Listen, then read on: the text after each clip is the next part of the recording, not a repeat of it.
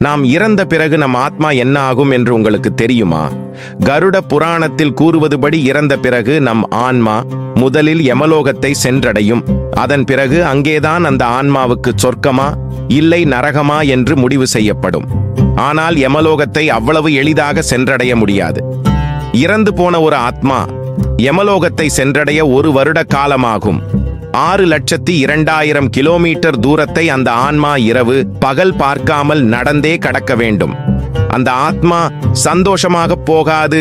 யமதர்மனுடைய பாச கயரில் கட்டப்பட்டும் யம தூதரிடம் அடி வாங்கியும் வாழ்ந்த மொத்த வாழ்க்கையும் தான் செய்த பாவத்தை நினைத்து மன வருத்தத்தோடு பசியாலும் தாகத்தாலும் உடலில் வலிகளாலும் பல கொடுமைகளை அனுபவித்துக் கொண்டே போகும்.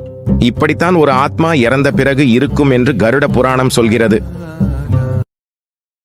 Download ShareChat.